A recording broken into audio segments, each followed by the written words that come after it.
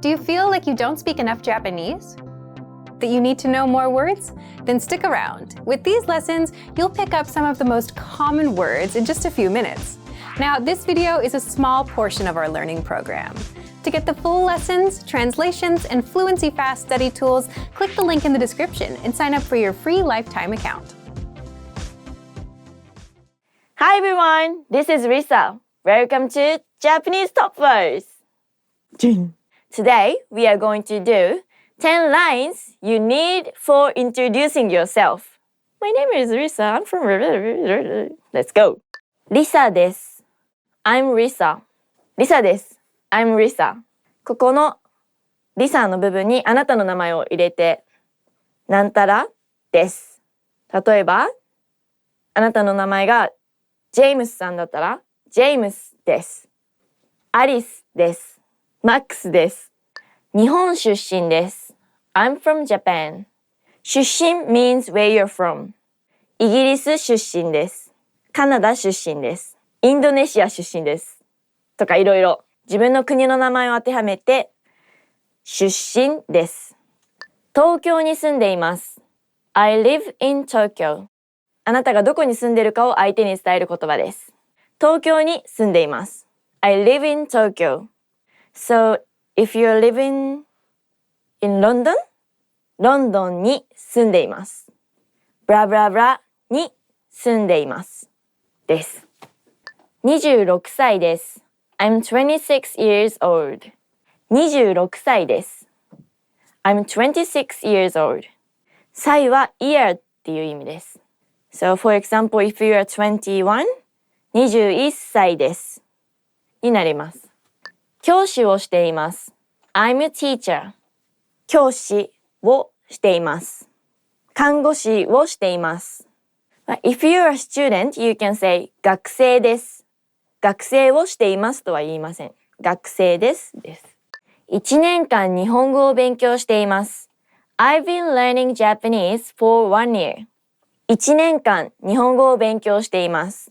ここにあなたの、日本語を勉強している年数を入れて、日本語を勉強しています。5年だったら5年間日本語を勉強しています。です。趣味は旅行すること、ダンス、運動することなどです。My hobbies are traveling, dancing, exercising, etc. 趣味はブラブラブラです。趣味は読書です。趣味はです。このところにあなたの趣味を入れます。What is yours? 歌を歌うのが好きです。I like singing. 歌を歌うのが好きです。I like singing. なんたらかんたらをするのが好きです。好き means like. 料理をするのが好きです。I like cooking. よろしくお願いします。It's nice to meet you. Thanks in advance. よろしくお願いします。よろしくお願いします。なんか、Thanks in advance って言うとちょっと不自然な感じが英語ではするかもしれないんですけど、日本語では本当に自己紹介した後によろしくとかよろしくお願いしますとか言いますね。これからも仲良くしてねっていう意味ですね。JapanesePod101.com で日本語を学んでいます。I'm learning Japanese at JapanesePod101.com JapanesePod101.com で日本語を勉強しています。JapanesePod101.com で日本語を学んでいます。はい。で、あなたがどこで日本語を学んでいるかを伝えます。学校で日本語を学んでいます。That's it for today. Thank you for watching. 皆さんも日本語で自分のことを紹介してみましょう。パパパパ。もし何かわからないことがあったらコメント欄で聞いてください。And please subscribe here. Bye. Hi everybody.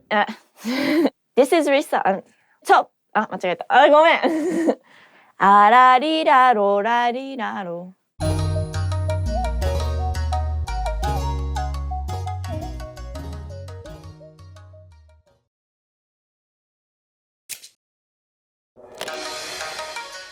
Imagine you're on a plane. There's someone next to you. What do you say? こんにちは、リサです。Hi, I'm Lisa. Introducing yourself in Japanese is easy. In this lesson, you're going to learn how with Mark and Shunsuke, who meet on a plane. Mark's moving to Tokyo. His family is going to join him later in the month.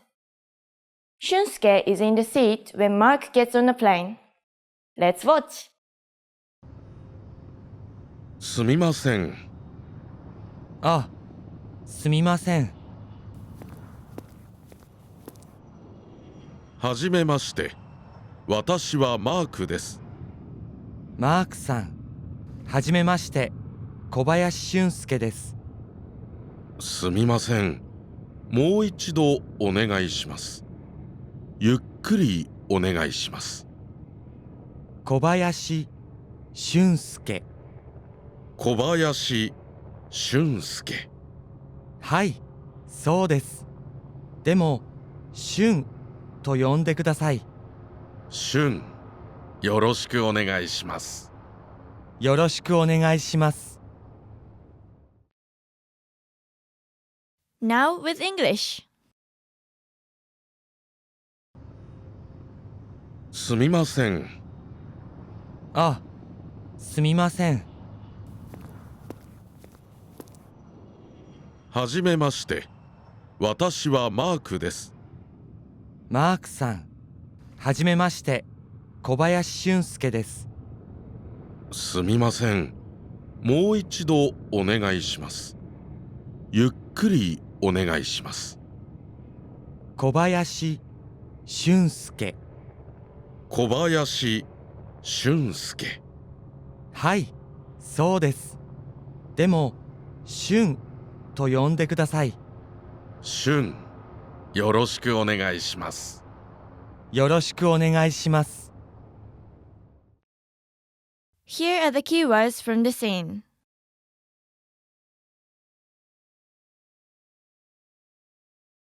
私、私 I 私私私でも、でも but でもでもでもすみません。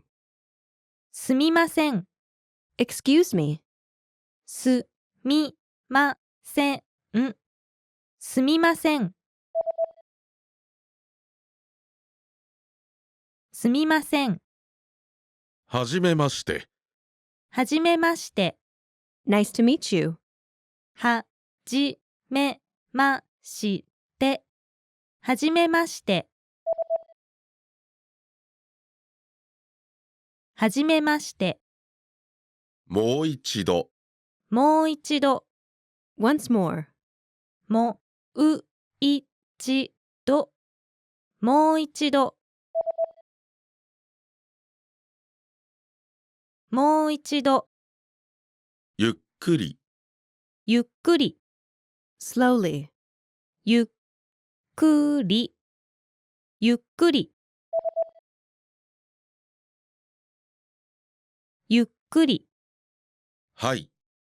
はい Yes はいはいはい Here are the key phrases from the scene. The first phrase was used by Mark to have the Japanese speaker repeat himself. He said, もう一度お願いします。もう一度お願いします。Once more, please. もう一度お願いします。もう一度お願いします。Now you try it. Now say Mark's line after Shun speaks. はじめまして、小林俊介です。すみません。もう一度お願いします。The second phrase was used by Mark to have the Japanese speaker talk more slowly. Recall what he said. ゆっくりお願いします。ゆっくりお願いします。 Slowly, please. ゆっくりお願いします。 Now you try. Say Mark's next line after he speaks. すみません。もう一度お願いします。ゆっくりお願いします。The third phrase was used by Mark and Shun at the end of their self-introductions. Do you remember what they said? よろしくお願いします。よろしくお願いします。よろしくお願いします。 In this situation, meaning, nice to meet you. There's no equivalent in English as the meaning is derived from the context of usage. よろしくお願いします。 Now you try. Fill in the line for Mark. でも、シュンと呼んでください。しゅん。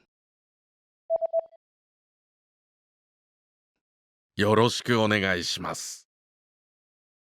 After Mark repeated Shun's name, Shun confirmed that he had the right pronunciation.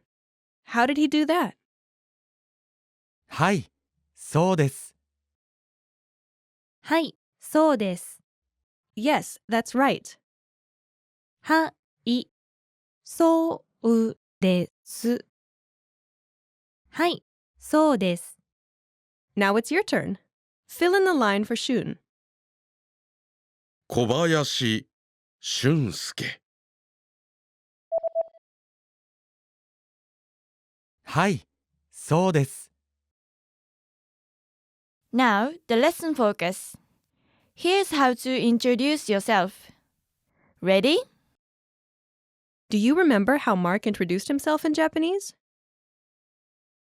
はじめまして。私はマークです。When Mark introduces himself in Japanese, he starts with a set phrase, meaning, nice to meet you. はじめまして。 Then he says, I'm Mark. 私はマークです。 The first word in this sentence is 私 I.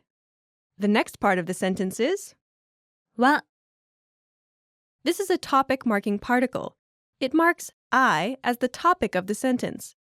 Think of it like the as for in the expression as for me. The next word of the sentence is the character's name, Mark. マーク Mark. Your name goes here when you introduce yourself. Then, the next word in the sentence is です。 This is like the am in I am. It's a linking verb. Together, it's 私はマークです。 I, Mark, am. In English, I'm Mark. The sentence pattern is 私は your name. です。 Now you try. Imagine your name is John. Say, I'm John, in Japanese. 私はジョンです。 I'm John.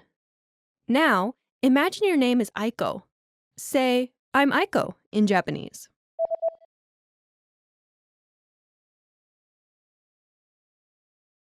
私はアイコです。 I'm Aiko. Now use your own name.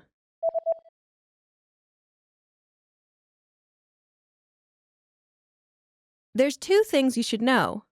First, there's a shortcut to giving your name. 小林俊介です。 The only difference is you drop 私は since it's understood you're talking about yourself. Second, Japanese people usually say their full names, or only their family names, when they introduce themselves. 小林俊介です。 小林 Is a family name, 俊介 is a given name. 小林俊介 In Japanese, the family name comes first, and then the given name. He could also just say the family name instead of both the family name and the given name. 小林です。 Imagine your name is John Smith. Introduce yourself in the Japanese style. Family name first.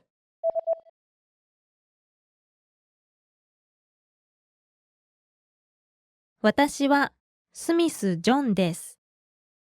Now use the shortcut version.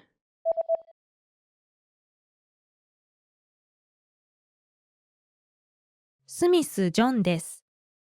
Next, you'll learn how to tell people to call you by a nickname, just like Shun did in the scene. シュンと呼んでください。 The first part is シュン、 a common nickname for men named Shunsuke. Your own nickname goes here. The next part is と、 which marks a quotation, kind of like a spoken quotation mark. Next is the phrase 呼んでください。 please call. Together, it's シュンと呼んでください。 please call me Shun. The word for I is not mentioned in the Japanese sentence, but if you say this after introducing your name, it makes perfect sense. シュンと呼んでください。 The sentence structure is your nickname. と呼んでください。 Now you try. Imagine your nickname is Matt. Say, please call me Matt in Japanese.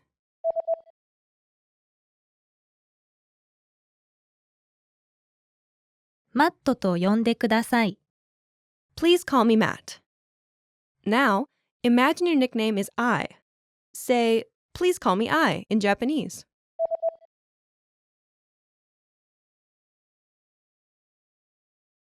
愛と呼んでください。 Please call me I. Now use your own nickname. Say, please call me your nickname in Japanese.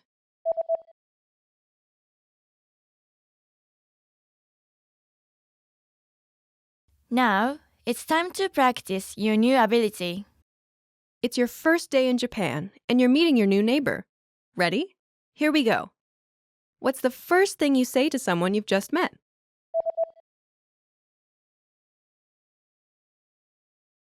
はじめまして。 How do you tell someone your name?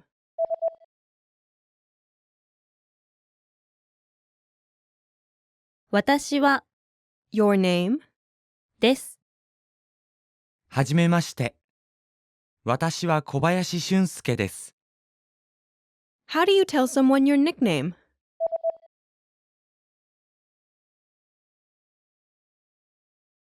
your nickname.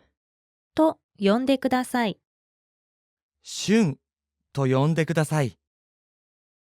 What's the last thing you say to someone you've just met?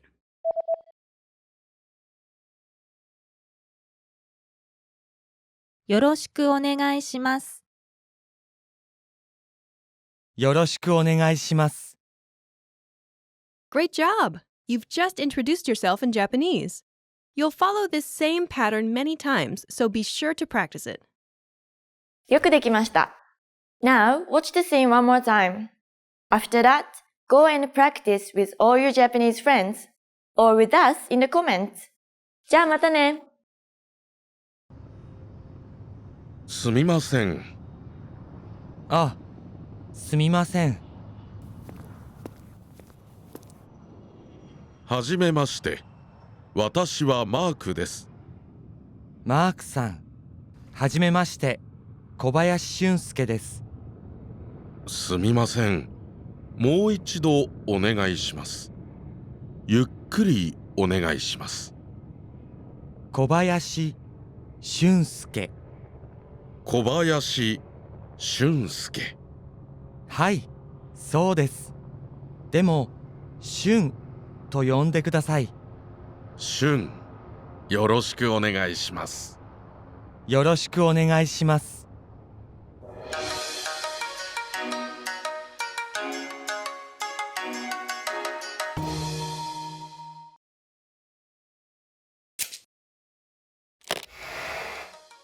Imagine, someone asks you where you're from.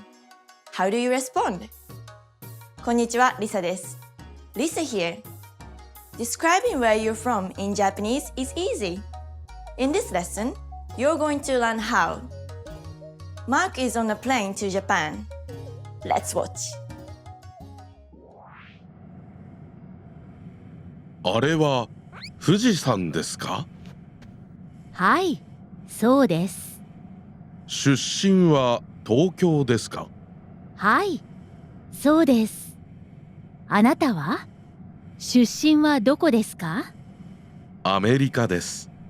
ニューヨークですか？いいえ、違います。ポートランド出身です。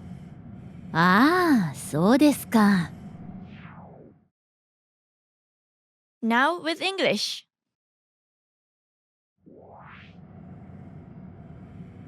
あれは富士山ですか？はい、そうです。出身は東京ですか？はい、そうです。あなたは？出身はどこですか？アメリカです。ニューヨークですか？いいえ、違います。ポートランド出身です。ああ、そうですか。Here are the keywords from the scene.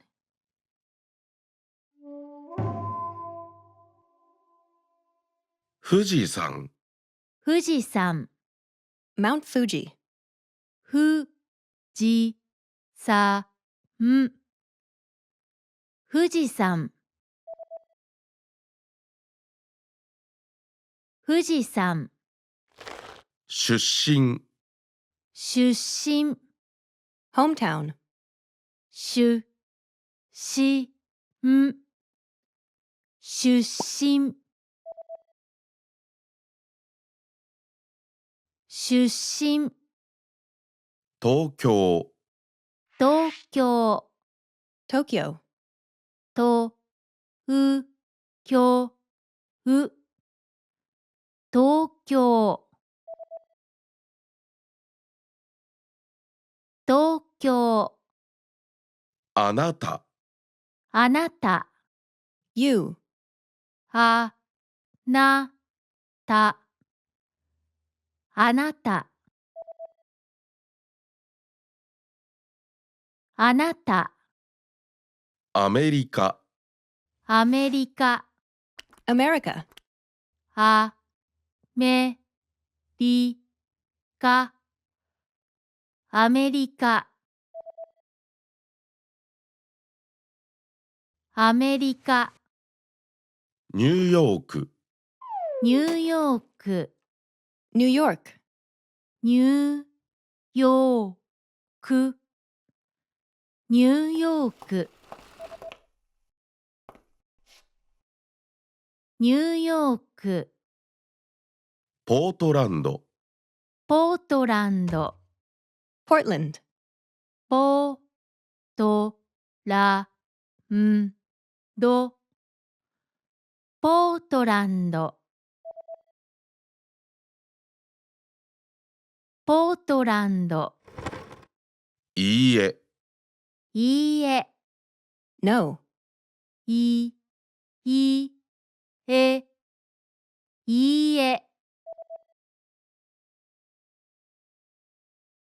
いえ。 Here are the key phrases from the scene. In the scene, after Mark asked Kyoko a question, what expression did Kyoko use to ask Mark the same thing? あなたは？ First is the word for you, あなた and the next is the topic marking particle. は、 Together, it's あなたは？あなたは？あなたは？ how about you? Or and you? Please note, you should say it with a rising intonation. あなたは？ Now you try. Say Kyoko's next line after she speaks. はい、そうです。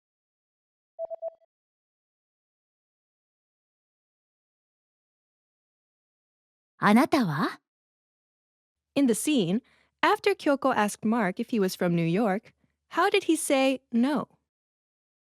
いいえ、違います。First is the word for no. いいえ、 Next is a word meaning not true or not right. 違います。違います。違います。 Together, it's いいえ、違います。 no, that's not right. It may sound almost confrontational in English, but in Japanese, it's very polite. いいえ、違います。 Now you try. Say Mark's first line after Kyoko asks him if he's from New York. ニューヨークですか？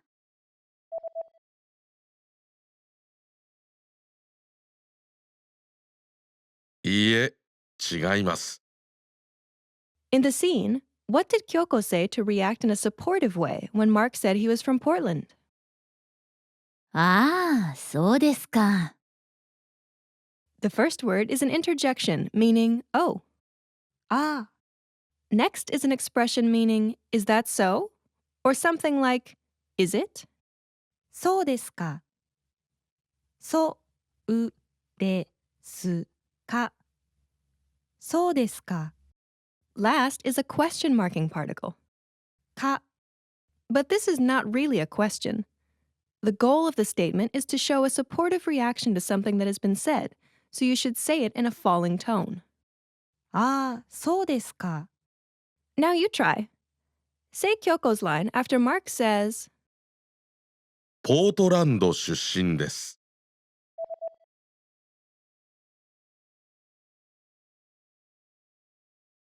ああ、そうですか。 Now, the lesson focus. Here's how to talk about where you're from. Ready? Do you remember how Mark described where he was from? ポートランド出身です。First is the word for Portland. ポートランド、 Next is the word for hometown. 出身、 Last is a linking verb, which in this case means something like am or is. です。 Together, it's ポートランド出身です。 I'm from Portland. Because it's clear that Mark is talking about his hometown, he omits the expression for I. 私は、 In some cases, though, you may need to add it to the beginning of the sentence. So basically, the structure is 私は place. 出身です。 Now you try. Imagine your hometown is London. What would you say?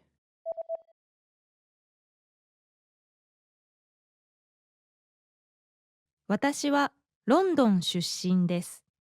I'm from London. Now imagine your hometown is Tokyo. What would you say?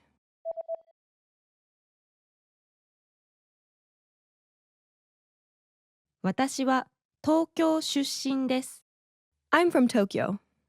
Okay, there's another way of saying I'm from Tokyo. 出身は東京です。 First is the word for hometown. 出身 Next is the topic marking particle. は And next is the city. 東京、 Last is the linking verb, which in this case means is. です。 Together, it's 出身は東京です。 as for my hometown, Tokyo is. In English, I'm from Tokyo. If you want to place emphasis on the my in my hometown, you can say 私の出身、 instead of just. 出身、 This isn't necessary when it's clear that you're talking about your hometown, and in most cases, there's no need to emphasize the my. When it is necessary, though, the phrase for my comes first. 私の The usual sentence structure then is 出身は place. です。出身は東京です。 Now, here's how to ask where someone is from. 出身は東京ですか？ This is almost the same as the expression we just learned. 出身は東京です。 The only difference is that at the end of the phrase, you need to add a question marking particle. か、 Put this at the end of the sentence to turn it into a question. 出身は東京ですか？ Is your hometown Tokyo? Or are you from Tokyo? The sentence structure is 出身は place. ですか？ Now it's your turn. Imagine you've met someone in New York. Ask if he's from New York.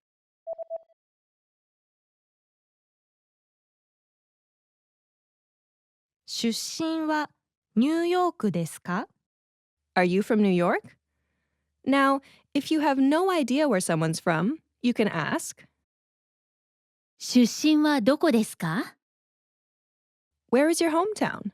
Or, Where are you from? You can use the same sentence pattern as, 出身はニューヨークですか？ just replace ニューヨーク with the word for where. どこ Together, it's, 出身はどこですか？ Where is your hometown? Because the sentence is a question, the listener will understand that you're talking about his or her hometown. In Japanese, you don't have to say your hometown, あなたの出身 but just hometown.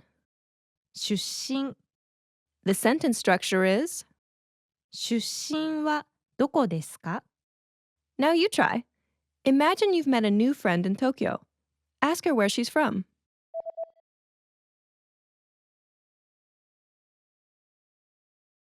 出身はどこですか？ It turns out she's from Tokyo. Now she wants to know where you're from. Pretend you're from New York and answer her question out loud. 出身はどこですか？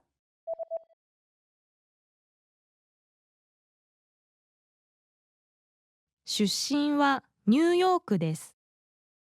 To simplify things, you can also just say, ニューヨークです。 since it's clear you're answering a question about your hometown.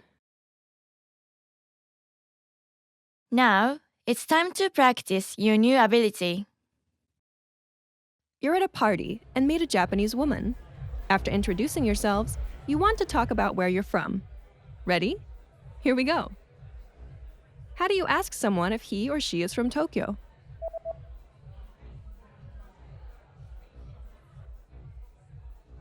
出身は東京ですか？ You're asked by the woman where you're from. Answer her question. 出身はどこですか？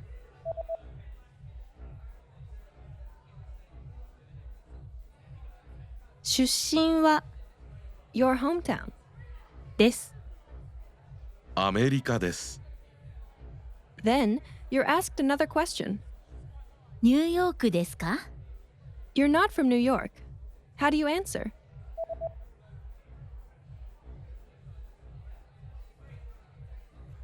いいえ、違います。 Your hometown? 出身です。いいえ、違います。ポートランド出身です。 Great job! You'll follow this same pattern many times, so be sure to practice it. 上手にできました。Now, watch the scene one more time. After that, use this pattern when you introduce yourself to people. Or practice in the comments. じゃあまたね。あれは富士山ですか？はい、そうです。出身は東京ですか？はい、そうです。あなたは？出身はどこですか？アメリカです。ニューヨークですか？いいえ、違います。ポートランド出身です。ああ、そうですか。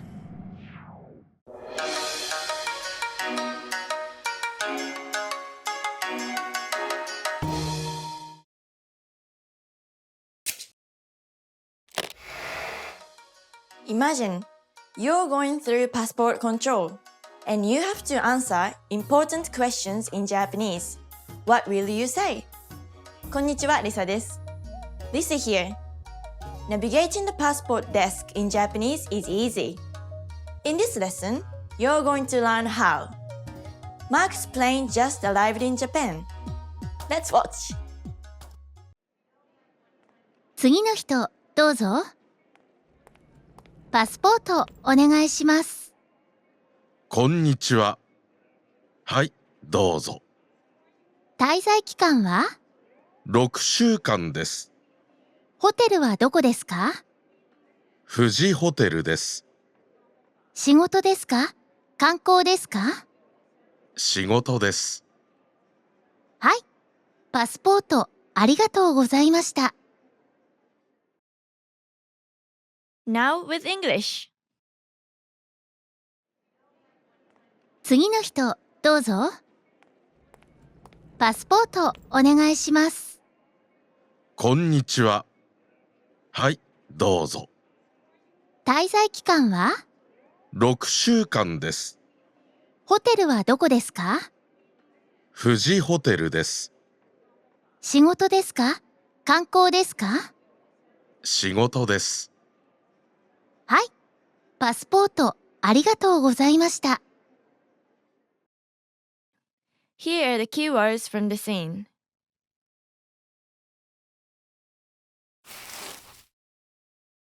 次、次、 Next. 次、次、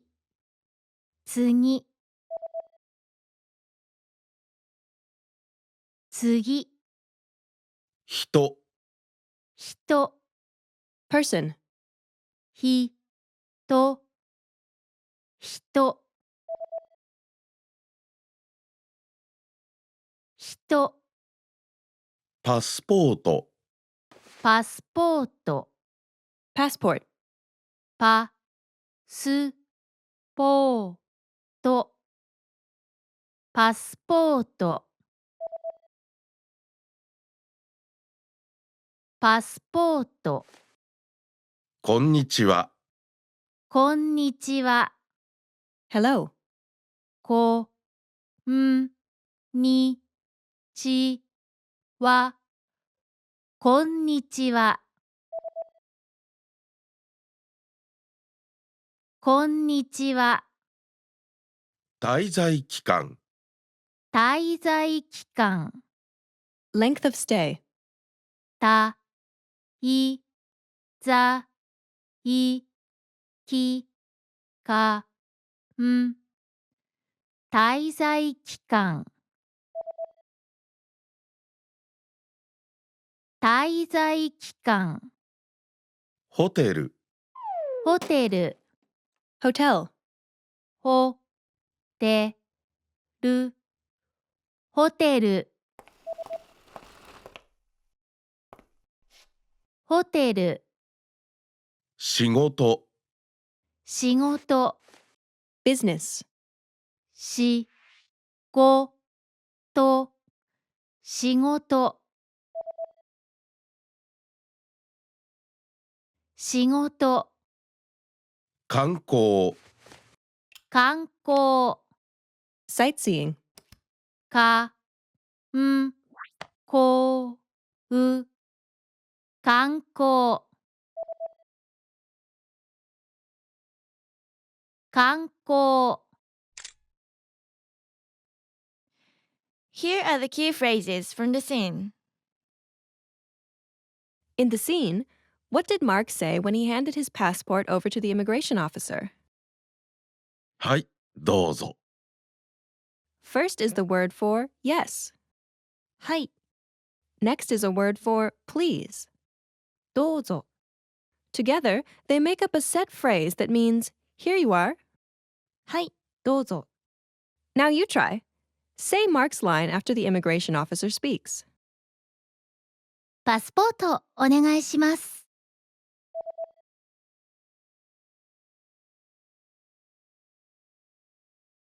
はい、どうぞ。In the scene, what did the immigration officer say when she handed the passport back to Mark? パスポートありがとうございました。 First is the word for passport. パスポート、 Next is an expression meaning thank you. ありがとうございました。 Together, it's パスポートありがとうございました。 thank you for your passport. ありがとうございました。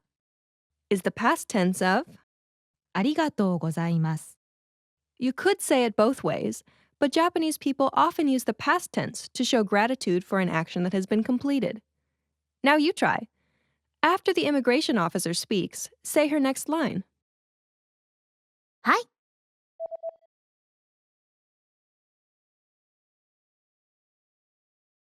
パスポートありがとうございました。Now, the lesson focus. Here's how to navigate passport control. Ready? Do you remember what the first question the immigration officer asked Mark in the video was?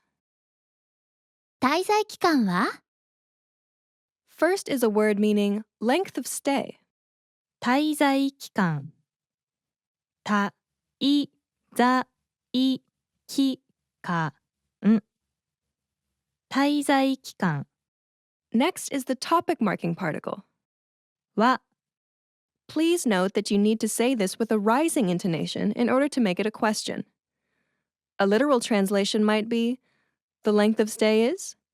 It's as if the immigration officer is leaving the second part of the sentence blank for you to fill it in with the length of your stay.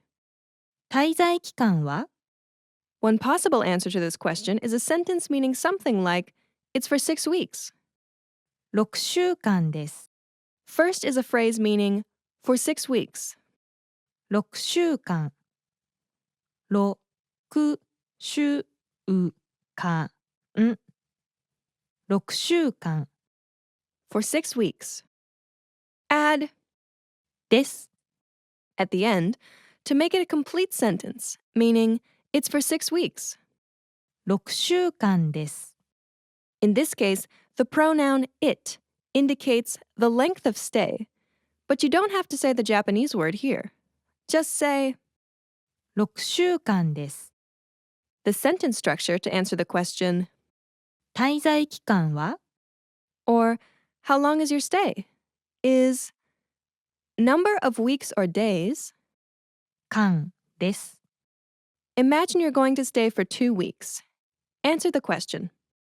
滞在期間は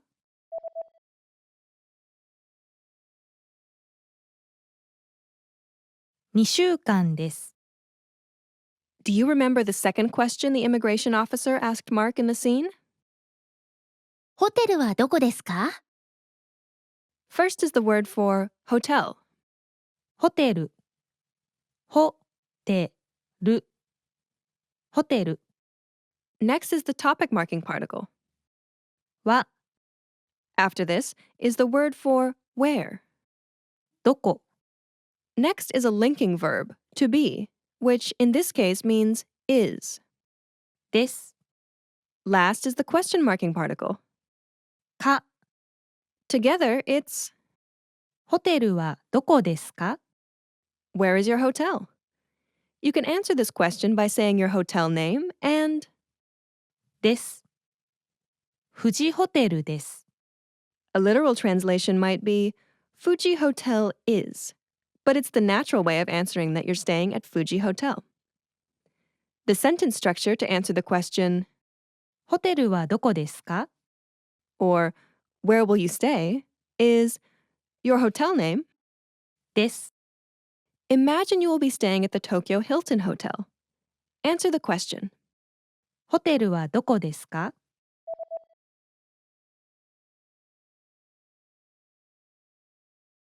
東京ヒルトンホテルです Do you remember the third question the immigration officer asked Mark in the scene? 仕事ですか観光ですか This question is about Mark's purpose of stay. 滞在目的 First here is the word for stay. 滞在たいざい滞在 Next is the word for purpose. 目的目的目的 Together, they mean purpose of stay. 滞在目的 So an extended version of the immigration officer's question would be, is the purpose of your stay business or sightseeing? 滞在目的は仕事ですか観光ですか First is a phrase meaning purpose of stay. 滞在目的 Next is the topic marking particle. は After this is the word for business. 仕事、しごと、仕事、 Next is a linking verb, which in this case means is. です。 And last is the question marking particle. か、 Together, this sentence means, is the purpose of your stay business? 滞在目的は仕事ですか？ Or you can naturally translate it as, are you here on business? After this comes another question, meaning, is it sightseeing? 観光ですか？ This uses the same pattern as the expression meaning, is it business? 仕事ですか？ So the full sentence would be, 滞在目的は観光ですか？ but the first part 滞在目的は is dropped here. First is a word meaning sightseeing. 観光、かんこう、観光、 In this pattern, it becomes, 観光ですか？ is the purpose of stay sightseeing? Or more naturally in English, are you here for sightseeing? Also, note that between the two question sentences, 仕事ですか？観光ですか？ the conjunction or is not used. 仕事ですか？観光ですか？ Is the purpose of your stay business or sightseeing? Or are you here on business or for sightseeing? If your trip is for business, you would say, 仕事です。 a literal translation of this would simply be, business is. But it's the natural way of saying, I'm here on business. Now you try. Imagine your trip is for sightseeing. Answer the question. 仕事ですか？観光ですか？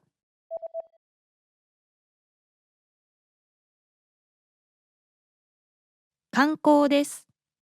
An immigration officer might also say, 滞在目的は meaning, the purpose of your stay is? It's the same structure as the first question. 滞在期間は So, just as if you're filling in the second part of the sentence, you can answer by saying your purpose and, です。 now you try. Imagine you're visiting Japan on business. Answer the question. 滞在目的は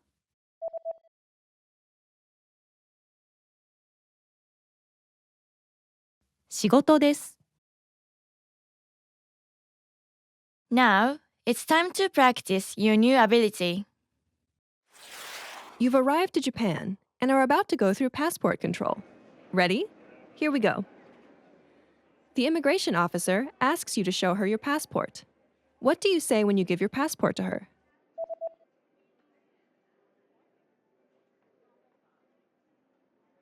はい、どうぞ。 How do you answer the question, how long will you stay?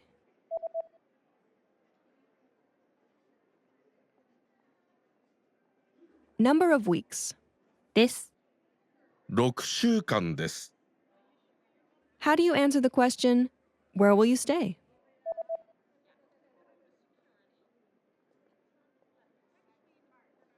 Your hotel name. です。 富士ホテルです。 You're on business in Japan. How do you answer the question, what's the purpose of your stay?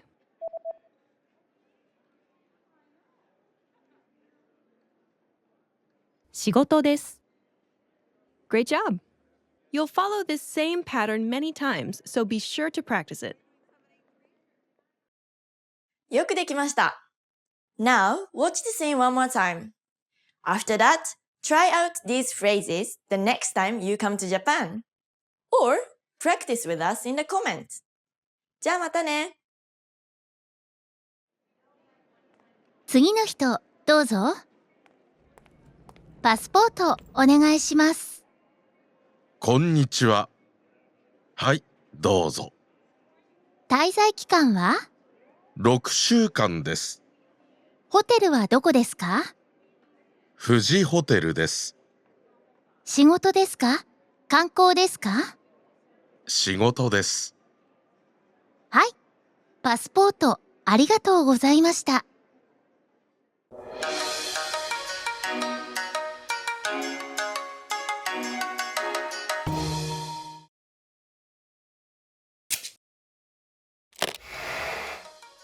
Imagine, you meet someone in Japan that you want to stay in touch with.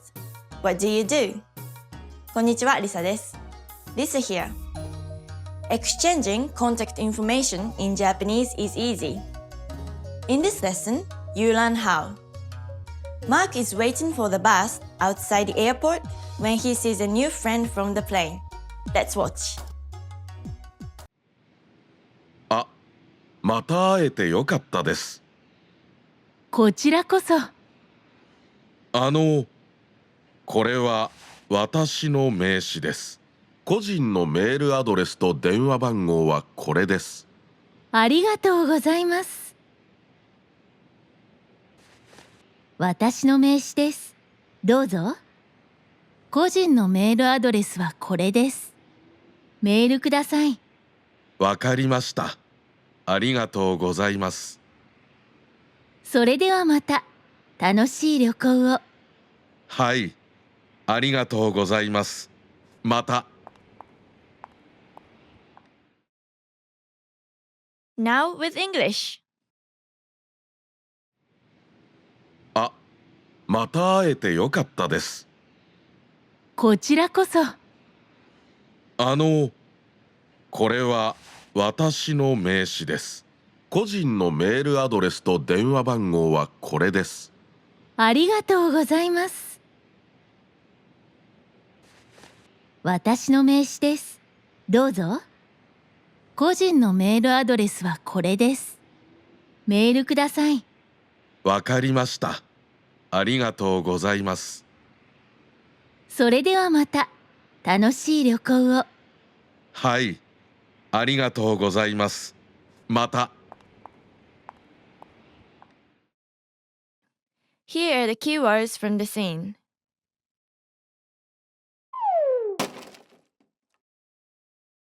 また、また、Again. また、また、また、あの、あの、Ah. あの、あの、あの、名刺、名刺、 Business card. め、い、し、名刺、名刺、個人、個人、 Individual. こ、じ、ん、個人、個人、メールアドレス、メールアドレス、 Mail address. メールアドレス、メールアドレス、メールアドレス、電話番号、電話番号、 Phone number. で、ん、わ、ば、ん、ご、う、電話番号、電話番号、楽しい、楽しい、 Pleasant. た、の、し、い、楽しい、楽しい、旅行、旅行、 Trip. 旅行、う、旅行、旅行、わかりました。わかりました。 Okay. わ、か、り、ま、した。わかりました。わかりました。 Here are the key phrases from the scene. In the scene, what did Mark say when he saw Kyoko again outside the airport? あ、また会えてよかったです。 The first word is an interjection that means something like, oh, or hey. Ah. You can use this when you've experienced a small surprise. Next is a word meaning again. また、また、また、 After this is a word meaning be able to see. あえて、あえて、あえて、 After this is a word meaning good. よかった、よかった、よかった、 It's the past tense of the adjective for good. よい、 In the past form, it means was good. よかったです、 With です、 added is a formal form of よかった、会えてよかったです、 is a set phrase meaning it was good to see you. In this case, Mark was glad to see Kyoko again, so he said, it's good to see you again. また会えてよかったです。 Now you try. Say Mark's line when he sees Kyoko.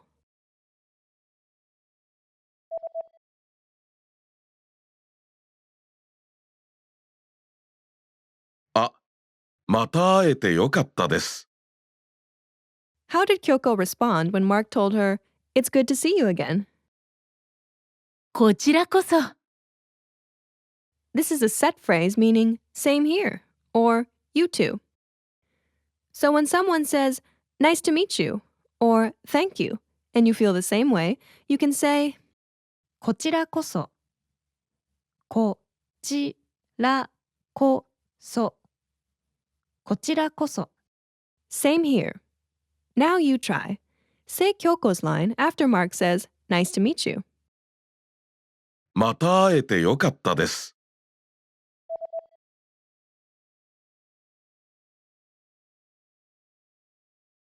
こちらこそ。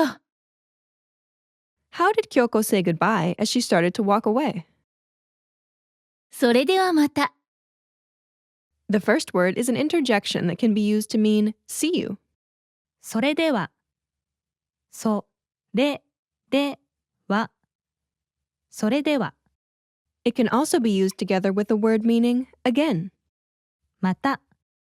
Together, it's それではまた。 see you again. You can also just use the word meaning again また。 as a casual way to say bye.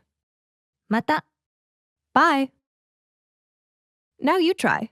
Say Kyoko's line after Mark says thank you. ありがとうございます。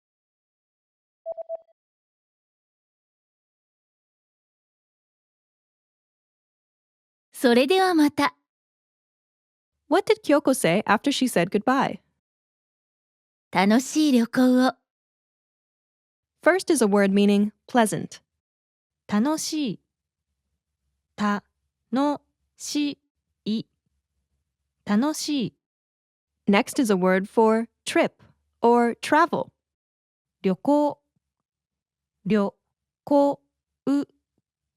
旅行。 Last is the object marking particle. を。 Together, it's 楽しい旅行を。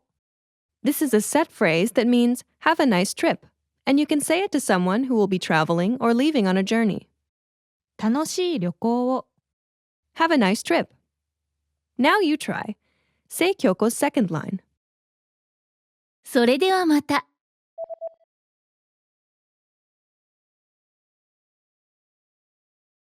楽しい旅行を。 Now, the lesson focus. Here's how to exchange contact information. Ready? Do you remember what Mark said when he handed Kyoko his business card?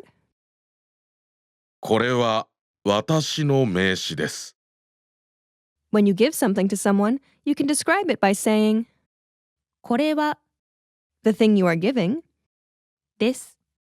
In this case, Mark is handing over his business card. 名詞。 The sentence starts with the word for this. これ。 Next is the topic marking particle. は After this is a phrase meaning my. 私の Next is the word for business card. 名詞 At the end is a linking verb, which acts like is in this case. です。 Together it's これは私の名詞です。 this my business card is. Or more naturally, this is my business card. The sentence structure is これは the thing you are giving. です。 Imagine you are giving someone a present. プレゼント What would you say?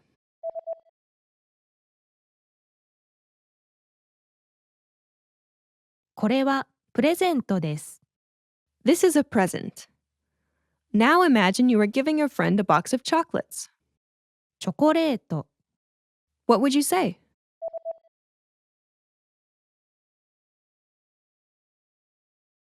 これはチョコレートです。 This is chocolate. Later in the conversation, Mark wanted to draw attention to a particular piece of information on his business card. In this case, his personal email address and phone number. Do you remember what he said? 個人のメールアドレスと電話番号はこれです。First is the word for individual. 個人個人 This word is often used to distinguish an individual person from a member of a company or school. Next is the possession marking particle. の Together, they make a phrase meaning personal or private.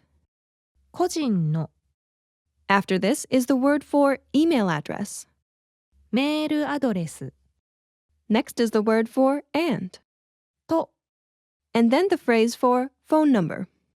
電話番号 Next, the topic marking particle. は After this is the word for this or here. これ And last is the linking verb, in this case meaning is. です。 The personal email address and phone number is the topic here because it's the thing Mark wanted to draw attention to. It's therefore placed at the beginning of the sentence. 個人のメールアドレスと電話番号 And then it is immediately followed by the topic marking particle. は My personal email address and phone number are here. 個人のメールアドレスと電話番号はこれです。 Now you try. What do you say if you want to point out your company email address? Company in Japanese is 会社会社会社 say, my company email address is here.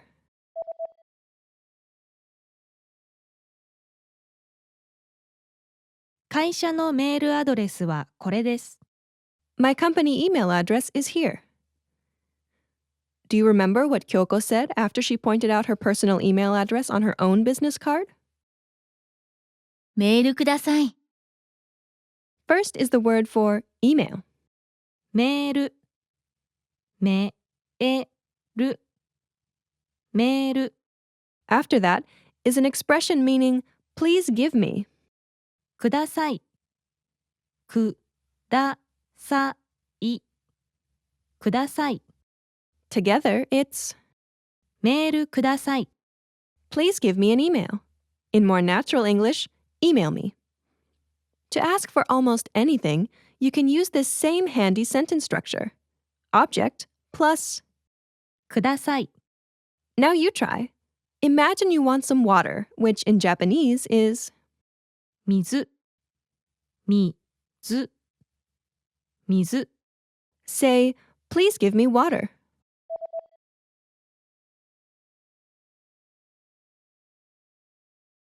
水ください Please give me water. Or water please. Now you want someone to give you a phone call. Or 電話 in Japanese. 電話電話電話 Say, please call.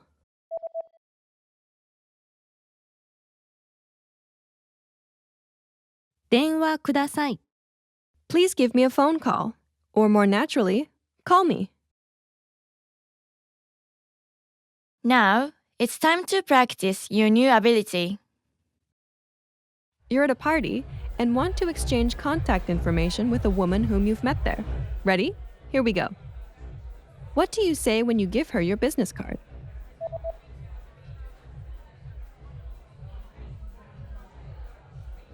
これは私の名刺です。How do you say, "Here is my personal email address"?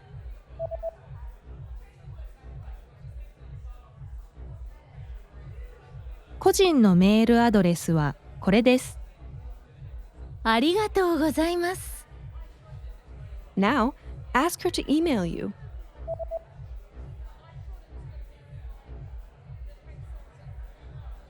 メールください。What do you say to her when you need to go?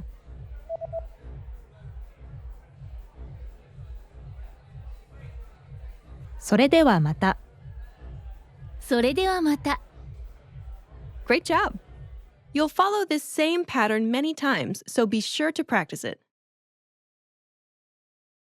よくできました。Now, watch the scene one more time. After that, try to use these phrases when you make new friends in Japan. じゃあまたね。あ、また会えてよかったです。こちらこそ。これは私の名刺です。個人のメールアドレスと電話番号はこれです。ありがとうございます。私の名刺です。どうぞ。個人のメールアドレスはこれです。メールください。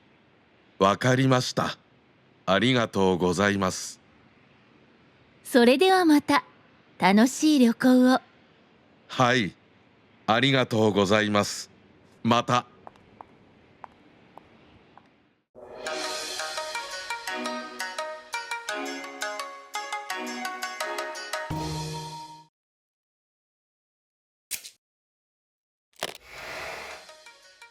Imagine, you're at the front desk of a hotel. How do you check in? こんにちは、リサです。Lisa here. Checking in at a hotel in Japanese is easy. In this lesson, you learn how. Mark just arrived at his hotel. Let's watch. いらっしゃいませ。こんにちは。チェックインをお願いします。マーク・タッガードです。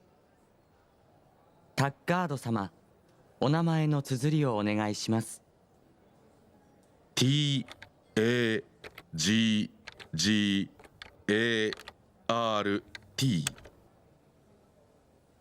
ありがとうございます。はい、タッガード様ですね。こちらがお部屋の鍵でございます。ホテルに売店はありますか？いいえ、でも隣にコンビニがあります。それから部屋にシャンプーとコンディショナーはありますか？はい、あります。ありがとう。あ、それから7時にモーニングコールをお願いします。かしこまりました。朝食は何時からですか1階ダイニングルームで6時から7時半まででございます。Now with English. いらっしゃいませ。こんにちは。チェックインをお願いします。マーク・タッガードです。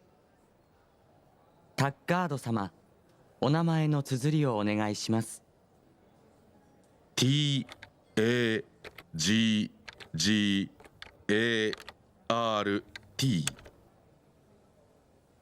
ありがとうございます。はい、タッガード様ですね。こちらがお部屋の鍵でございます。ホテルに売店はありますか？いいえ、でも隣にコンビニがあります。それから部屋にシャンプーとコンディショナーはありますか？はい、あります。ありがとう。あ、それから7時にモーニングコールをお願いします。かしこまりました。朝食は何時からですか？ 1階ダイニングルームで6時から7時半まででございます。Here are the keywords from the scene.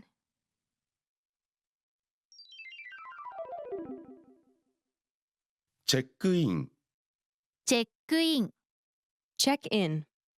チェックイン、チェックイン、チェックイン、名前、名前、 Name. な、ま、え、名前、名前、綴り、綴り、Spelling. つ、づ、り、綴り、綴り、部屋、部屋、Room. へ、や、部屋、部屋、鍵、鍵、Key. か、ぎ、鍵、鍵、売店、売店、Shop. ば、い、て、ん、売店、売店、隣、隣、 Next door. と、な、り、隣、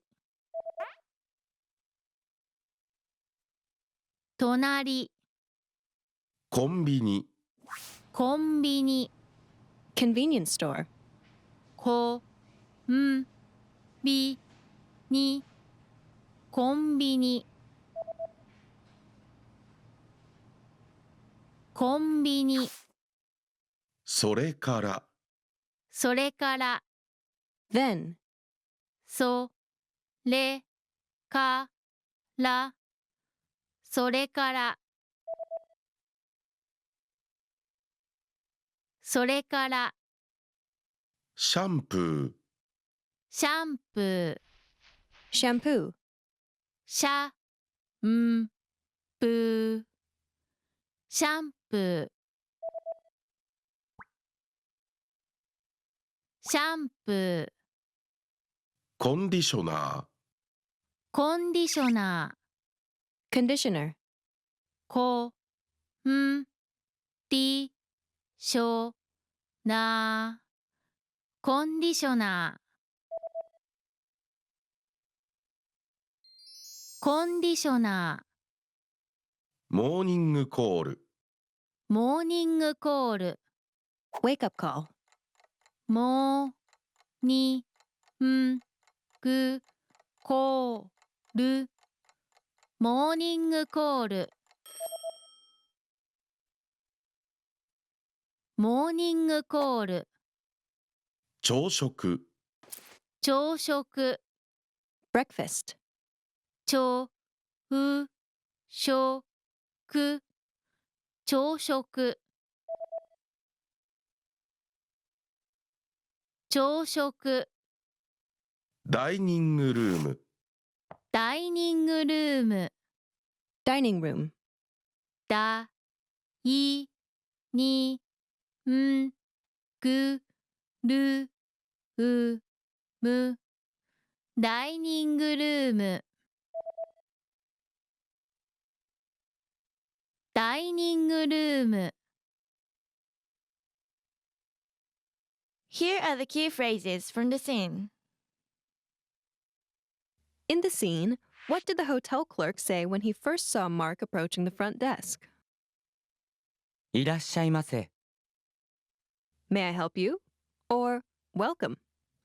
In Japan, shop clerks and restaurant staff almost always say this to their customers, often right when they come in the door. いらっしゃいませ。いらっしゃいませ。いらっしゃいませ。 Usually, you are not expected to do or say anything to respond to this phrase. But if a shop clerk looks directly at your face and says, いらっしゃいませ。 you might want to make a small nod or say a greeting, such as, hello. こんにちは。 Now you try. Say the hotel clerk's line when he first notices Mark.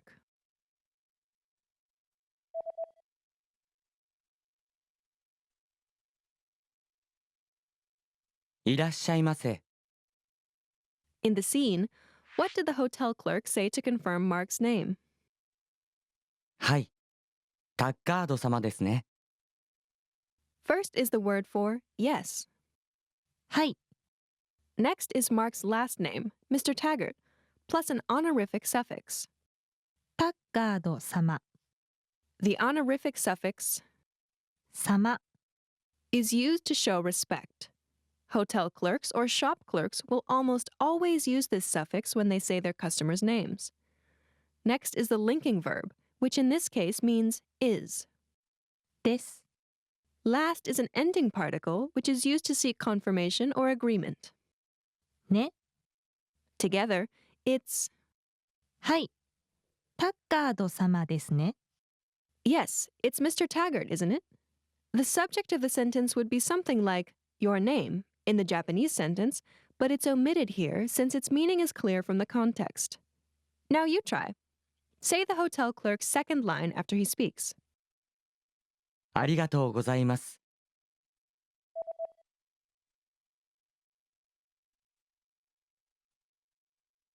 はい。タッカード様ですね。 In the scene, what did the hotel clerk say when he handed Mark his room key? こちらがお部屋の鍵でございます。 This is your room key. In this expression, honorific expressions are used, such as こちら。お部屋 and. でございます。 First is a word for this. こちら。こちら。こちら。 In this case, it's used in place of another word for this, これ。 but it's appropriate for honorific speech. Later is a word for room. お部屋。おへや。お部屋。 It begins with an honorific prefix お and ends with the simple word for room. 部屋。 The honorific prefix is added to show respect or politeness to the listener. At the end of the sentence is the honorific form of the linking verb, です。 which means to be. でございます。でございます。でございます。 So the sentence こちらがお部屋の鍵でございます。 uses honorific language for a more polite version of a sentence, meaning, this is your room key. これが部屋の鍵です。 It may seem more precise to say your before room key in Japanese with, あなたの部屋の鍵。 but when it's obvious that you're talking about your room in Japanese, it's not natural to say the phrase for your. Instead, you would simply say, 部屋の鍵。 now you try. Say the hotel clerk's next line after he speaks. はい。タッカード様ですね。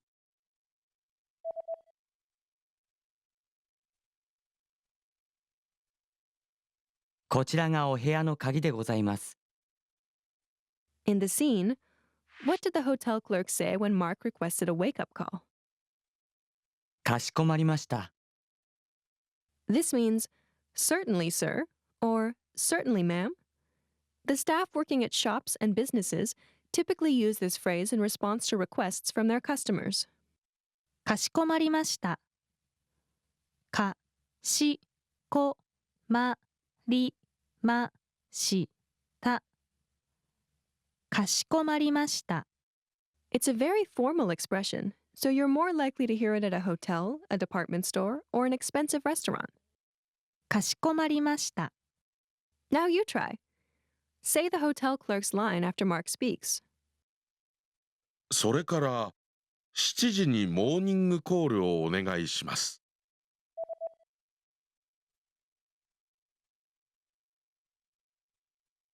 かしこまりました。Now, the lesson focus. Here's how to check in at the hotel. Ready? Do you remember how Mark told the hotel clerk that he wanted to check in? チェックインをお願いします。First is the word for check-in. チェックイン。チェックイン。チェックイン。Next is the object marking particle. お。After this is the word for please. お願いします。Together, it's チェックインをお願いします。check-in, please. Do you remember how to say passport, please? パスポートお願いします。These two expressions are very similar. The only difference is the object marking particle. お。Which follows the word for check-in, but not the word for passport. Actually, you can use either expression with or without the object marking particle. So this sentence structure, which you can use to ask for something or to ask someone to do something for you, is something you want plus お。お願いします。 or something you want plus. お願いします。 Now you try. Ask your favorite singer for his autograph. サイン。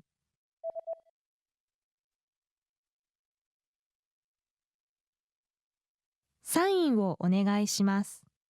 Your autograph, please. Now ask a waiter to take an order オーダー。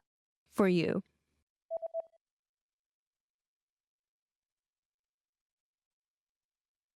オーダーをお願いします。 Order, please. Do you remember in the scene how Mark requested a wake-up call? モーニングコール。 He used a sentence structure that is almost identical to the one for checking in. 7時にモーニングコールをお願いします。The latter part of the sentence, meaning a wake-up call, please, is モーニングコールをお願いします。 and uses the same pattern as asking for a check-in. The phrase added at the beginning means at 7 o'clock. 7時に。 First is a phrase meaning 7 o'clock. 7時 After it is a particle marking time. に。 It's equivalent to at in English. Together, the phrase meaning at 7 o'clock is 7時に。 placed at the beginning of the sentence. It's 7時にモーニングコールをお願いします。 a wake-up call at 7 o'clock, please. Now you try. Say, a wake-up call at 6 o'clock, please.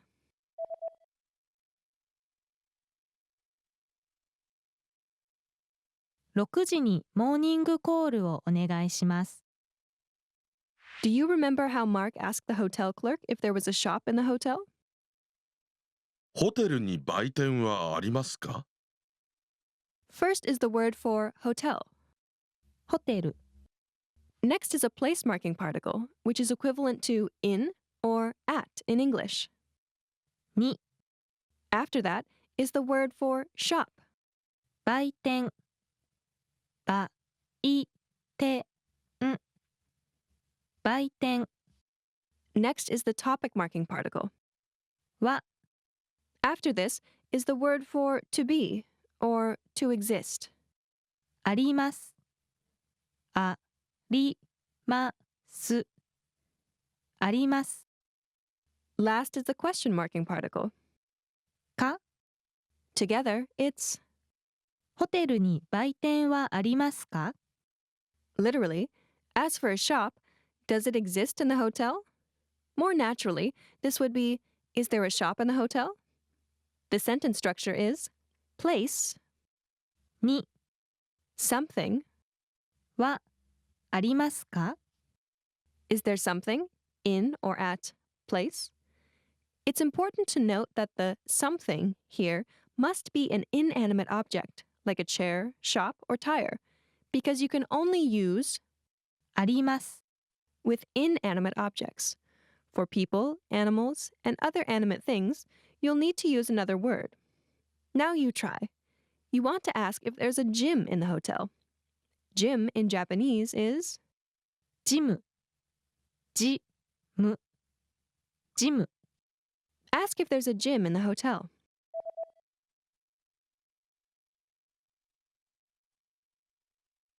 ホテルにジムはありますか Now you want to know if there's a television in the room. Television is テレビテレビテレビ ask if there is a television in the room.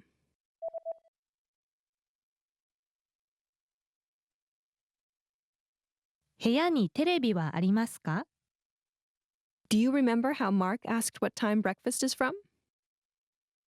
朝食は何時からですか？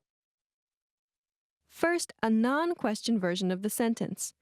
Breakfast is from 6 o'clock is 朝食は6時からです it starts with the word for breakfast. 朝食朝う食朝食 Next is the topic marking particle. は After this is a phrase for 6 o'clock. 6時 Next is a word for from. から Last is the linking verb, in this case, is. です As for breakfast, it's from 6 o'clock. Naturally, breakfast is from 6 o'clock. 朝食は6時からです Be careful, because the word order is different in English. From 6 o'clock would be, 6時から in a word-for-word translation, it would be 6 o'clock from. Here's the phrase for from 7 o'clock. 7時から Now, here's a phrase meaning from what time? 何時から何時から何時から So, how do you ask, from what time is breakfast? 朝食は何時からですか Just replace 6 o'clock 6時 with the phrase meaning what time, 何時 and add a question marking particle か at the end. Together, it's 朝食は何時からですか what time is breakfast from? Or what time does breakfast start? The sentence structure is something は何時からですか what time is something from? Now you try. Ask what time check-in is from.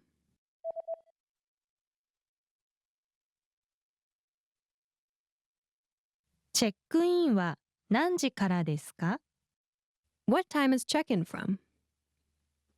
Now you want to ask what time a certain movie starts. Movie is 映画映画映画 ask what time is this movie from?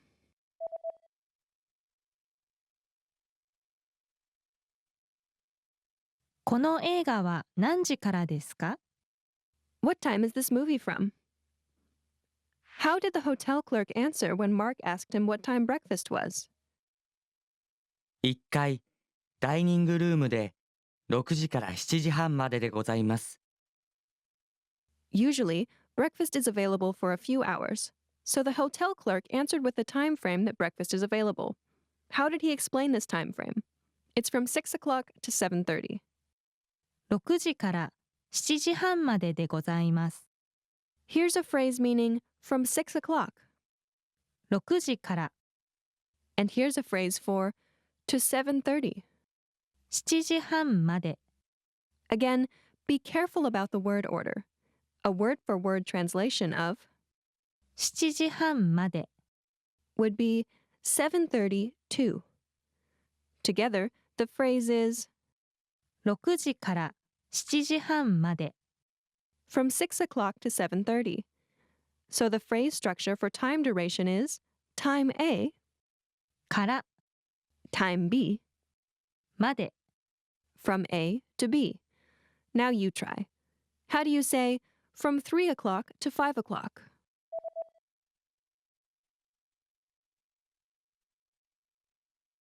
3時から5時まで Now how do you say from what time to what time?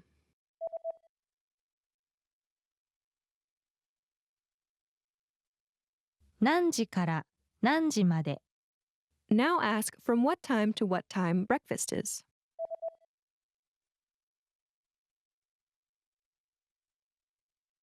朝食は何時から何時までですか Now, it's time to practice your new ability. You're going to check in at a hotel in Japan. Ready? Here we go. What do you say first to a hotel clerk to tell him you want to check in?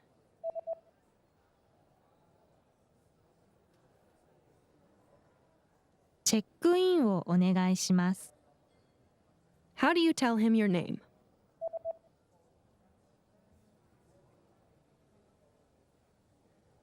Your name. です マーク・タッガードです。 After check-in, you want to buy something at a shop. How do you ask if there is a shop in the hotel?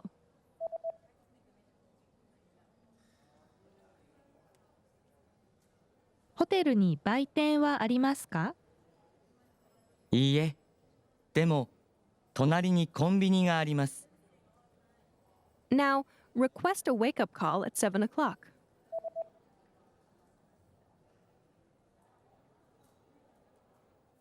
7時にモーニングコールをお願いします。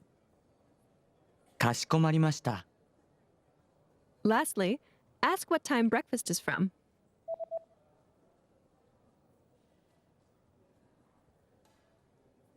朝食は何時からですか1階、ダイニングルームで6時から7時半まででございます。Great job! You'll follow this same pattern many times, so be sure to practice it. よくできました。Now, watch the scene one more time. After that, try to use these phrases at an actual hotel in Japan or practice with us in the comments. じゃあまたね。いらっしゃいませ。こんにちは。チェックインをお願いします。マーク・タッガードです。タッガード様、お名前の綴りをお願いします。T-A-G-G-A-R-T。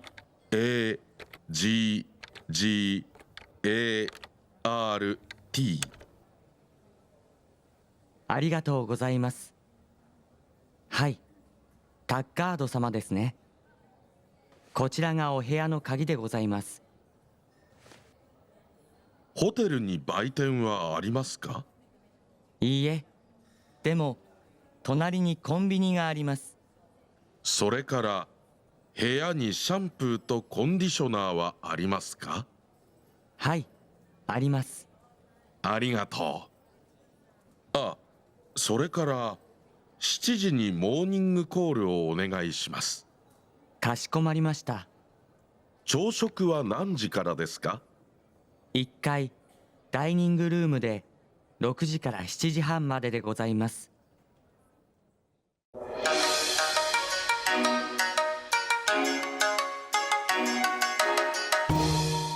With these can-do videos, you'll see real-life situations where you have to introduce yourself, talk about your family, or give your contact information.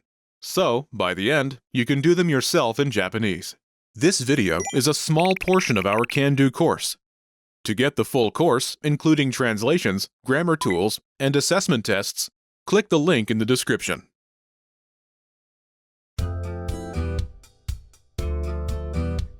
Welcome to Can Do Japanese by JapanesePod101.com. 皆さんこんにちは、加納かなです。Hi everyone, I'm Kana Kano. In this lesson, you learn how to introduce yourself in Japanese. This is Mark Lee, and he's on a plane to Japan. Ken Kobayashi, a passenger sitting next to him, introduces himself by saying, "Nice to meet you. I'm Kobayashi. Pleased to meet you. はじめまして。私は小林です。よろしくお願いします。Listen to the conversation and focus on Mark's response. Ready? はじめまして。私は小林です。よろしくお願いします。はじめまして。私はリーマークです。よろしくお願いします。Once more with the English translation. はじめまして。私は小林です。よろしくお願いします。Nice to meet you. I'm Kobayashi. Pleased to meet you. はじめまして。私はリーマークです。よろしくお願いします。Nice to meet you. I'm Mark Lee. Pleased to meet you. Wondering how you can master these conversations even faster? Here's how. 1. Read along. You get the lesson conversation and translations inside our dialogue tool so that you see each word as you hear it and understand it all. 2. Practice speaking. By shadowing what you hear, you can also record and compare yourself with native speakers with our voice recording tools. And 3. Take our assessment tests and see how much you remember. These tools are part of our Can-Do course. Just click the link in the description to get them.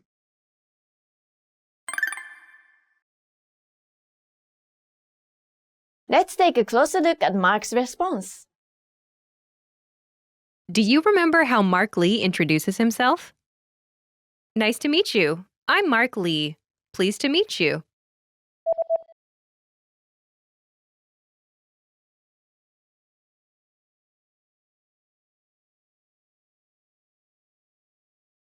「はじめまして。私はリーマークです。よろしくお願いします。」First is the phrase はじめまして。 meaning nice to meet you. はじめまして。はじめまして。 This phrase is usually the first thing someone says when making a self-introduction in Japanese. はじめまして。 Now let's look at the last part of Mark's response. よろしくお願いします。 This literally means, be good to me, please. There is no equivalent in English since the meaning is understood from the context of the situation. In the context of meeting someone for the first time, it translates as, pleased to meet you. よろしくお願いします。よろしくお願いします。 Do you remember how Mark says, I'm Mark Lee?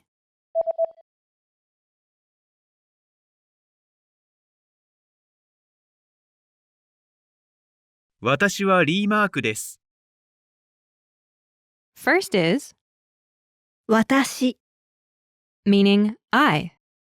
わたし私 Next is the particle わ the topic marking particle. わ It marks 私 I as the topic of the sentence. Think of it like as for in the expression as for me. Together, it's 私は as for me. 私は Next is Mark Lee's name. Note the name order. First is Mark's family name, リ Lee, ーリーリー followed by his given name, マーク Mark. マークマーク Together, it's リーマーク Lee Mark. リーマーク In Japanese, the order is family name first, followed by given names. Last is, です in this case, it's like the am in I am. It's a linking verb. ですです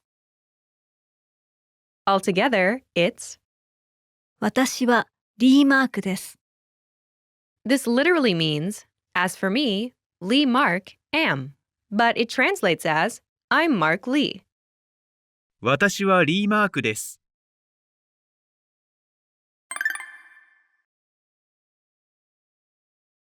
The pattern is, 私は name です。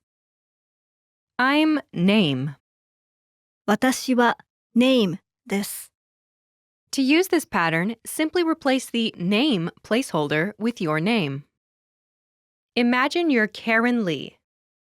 In Japanese, かれんりー。カレンリー。 say, I'm Karen Lee. Remember Japanese name order. Family name first, followed by given name. Ready? 私はリー・カレンです。 I'm Karen Lee. 私はリー・カレンです。 Now, do you remember how Ken Kobayashi says, I'm Kobayashi?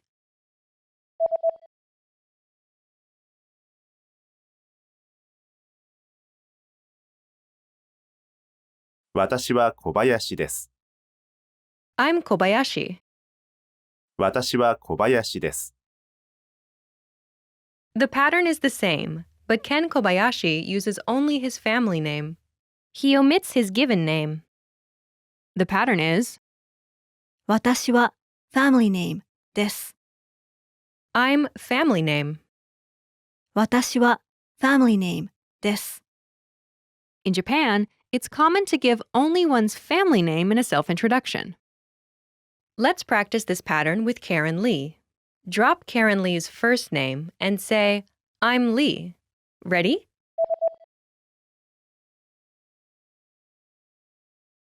私はリーです。 I'm Lee. 私はリーです。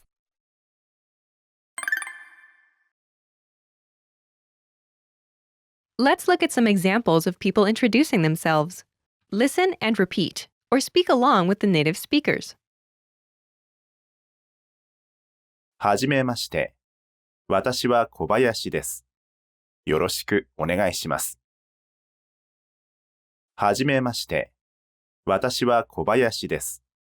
よろしくお願いします。はじめまして。私はリーマークです。よろしくお願いします。はじめまして。私はリーマークです。よろしくお願いします。はじめまして。私はリー・カレンです。よろしくお願いします。はじめまして。私はリー・カレンです。よろしくお願いします。はじめまして。私は加納かなです。よろしくお願いします。はじめまして。私は加納かなです。よろしくお願いします。はじめまして、田中です。よろしくお願いします。はじめまして、田中です。よろしくお願いします。Did you notice the last speaker omits 私は? Wondering how you can master these conversations even faster? Here's how. 1. Read along. You get the lesson conversation and translations inside our dialogue tool so that you see each word as you hear it and understand it all. 2. Practice speaking. By shadowing what you hear, you can also record and compare yourself with native speakers with our voice recording tools. And 3. Take our assessment tests and see how much you remember. These tools are part of our Can-Do course. Just click the link in the description to get them.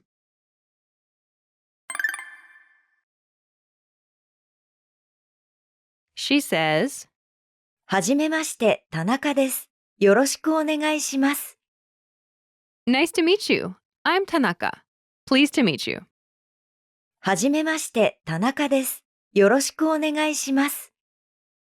Tomoko Tanaka omits 私は and says only her family name, 田中 followed by. です。 When it's clear from context, the speaker often omits the topic in Japanese. In this case, it's clear the speaker is talking about herself. The pattern is name です。 I'm name. name です。 Do you remember my introduction at the start of the lesson? 可能かなです。I'm かなかの。可能かなです。This is shortened in the same way by omitting. 私は You should be aware of this shortcut, but for this lesson, we'll use the pattern 私は name です。 I'm name. 私は name です。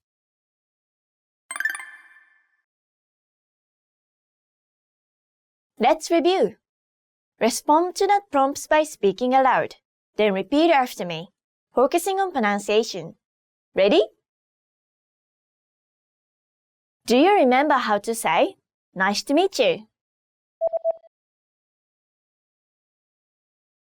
はじめまして。はじめまして。And do you remember how to say, Pleased to meet you?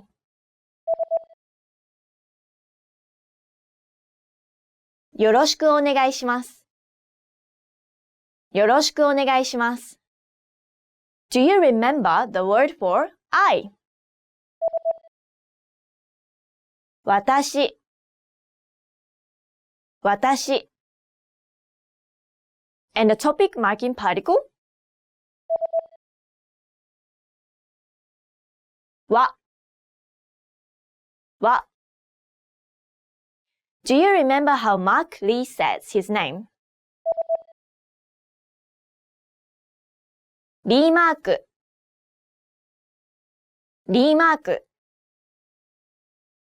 Do you remember how Mark Lee says, I'm Mark Lee?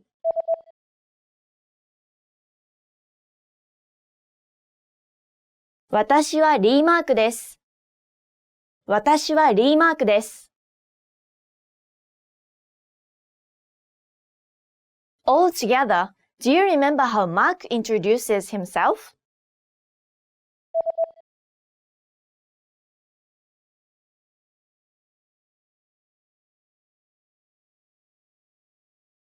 はじめまして。私はリーマークです。よろしくお願いします。はじめまして。私はリーマークです。よろしくお願いします。Finally, do you remember how Ken Kobayashi introduces himself?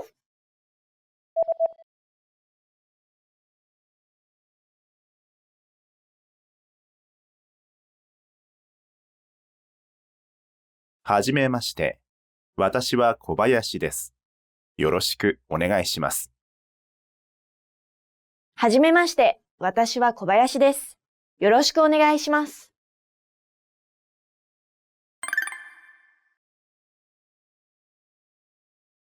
Let's practice. Imagine you're リー・カレン。Respond to Ken Kobayashi's self-introduction. Ready? はじめまして。私は小林です。よろしくお願いします。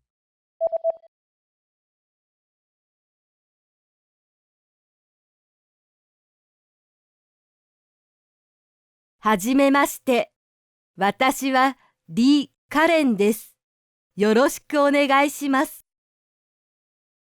Listen again and repeat. はじめまして。私はリー・カレンです。よろしくお願いします。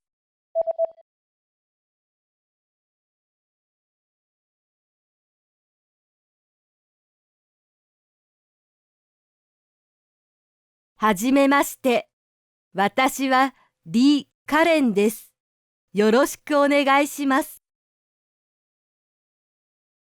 Let's try another.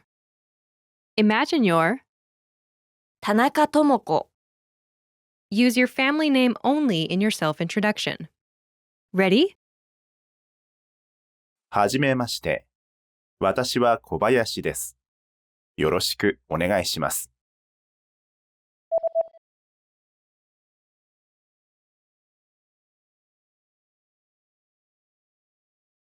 はじめまして。私は田中です。よろしくお願いします。Listen again and repeat. はじめまして。私は田中です。よろしくお願いします。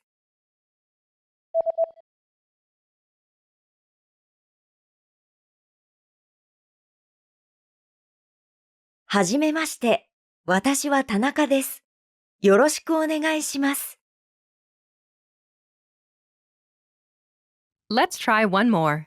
Imagine you're 可能かな Use Japanese name order in your self-introduction. Ready? はじめまして。私は小林です。よろしくお願いします。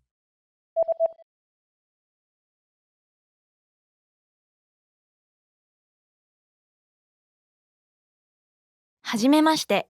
私は加納かなです。よろしくお願いします。Listen again and repeat. はじめまして。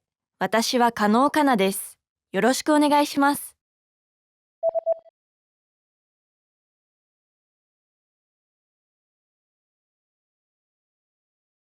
はじめまして。私は加納かなです。よろしくお願いします。When introducing yourself as a Japanese learner, use the name or name order with which you'd like to be addressed. For example, you might want to use just your given name. 私はカレンです。I'm Karen. Or given name followed by family name. 私はカレンリーです。I'm Karen Lee. This is perfectly all right. You can feel free to use the name you'd like to be called. This is the end of this lesson. Now, here's what you can do to cement this conversation in your head. Review the conversation with our dialogue tool and lesson transcripts. Study the key words and phrases with our spaced repetition flashcards. Review the key grammar and cultural tips inside the lesson notes. And test yourself with our assessment tests. So click the link in the description right now and sign up for your free lifetime account to access our Can-Do course. Well done! Now you know how to introduce yourself in Japanese. That's all there is to it. Keep practicing and move on to the next lesson.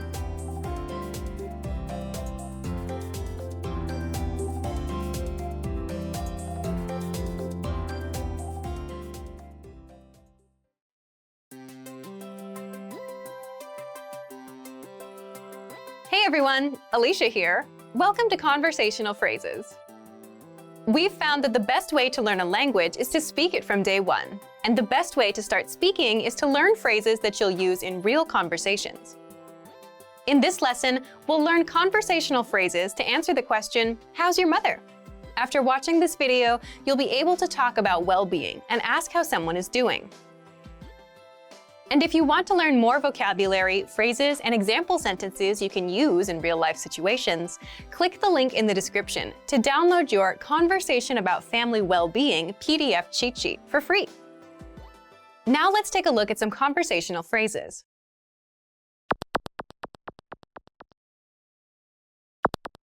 Listen to the dialogue. お母さんはお元気ですか？元気です。Once more with the English translation. お母さんはお元気ですか？ How's your mother? 元気です。 She's fine. First of all, you'll need to learn how to say, how's your mother? That's お母さんはお元気ですか？ Listen to it again. お母さんはお元気ですか？お母さんはお元気ですか？ This Japanese sentence means, as for your mother, fine is, but it translates as, how's your mother in English. Now, how do you answer this question?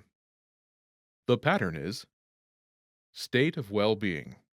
です。 This Japanese sentence literally means state of well-being is. We omit the article she, but it translates as she is state of well-being in English. For example, she's fine. 元気です。元気です。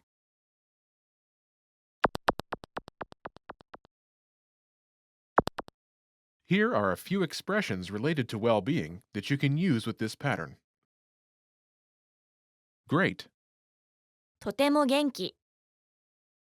とても元気。 Fine. 元気。元気。 So-so. まあまあ。まあまあ。 Not good. 元気じゃない。元気じゃない。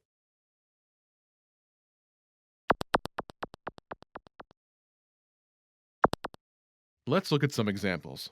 Listen and repeat or speak along with the native speakers. お母さんはお元気ですか？とても元気です。お母さんはお元気ですか？まあまあです。お母さんはお元気ですか？元気じゃないです。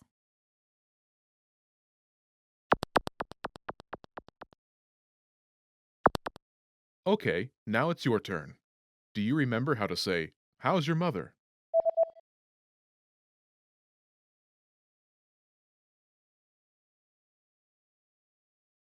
お母さんはお元気ですか？ Imagine she's great. Do you remember how to say, "Great"? とても元気。とても元気。 Say, "She's great."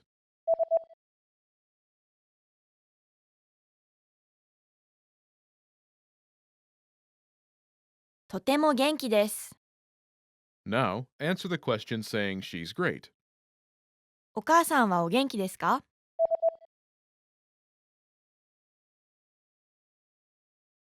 とても元気です。 Now imagine she's so-so. Do you remember how to say so-so? まあまあ。まあまあ。 Say, "She's so-so."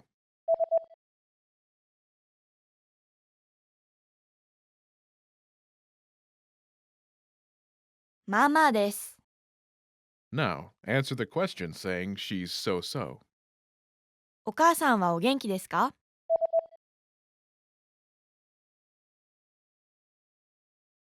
まあまあです。 Now imagine she's not good. Do you remember how to say not good? 元気じゃない。元気じゃない。 Say, "She's not good."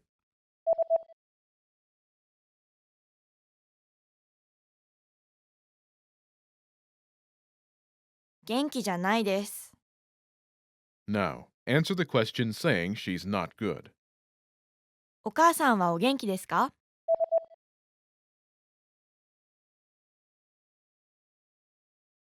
元気じゃないです。 In this lesson, you learn new vocabulary and phrases you can use in your everyday life to talk about well-being. You're now able to talk about how someone is feeling like a native speaker. Start by practicing in the comments below. Tell me how you are today. Lastly, don't forget to click the link in the description and download your PDF cheat sheets. You'll get useful phrases you need for everyday life for free. See you in the next lesson. Bye!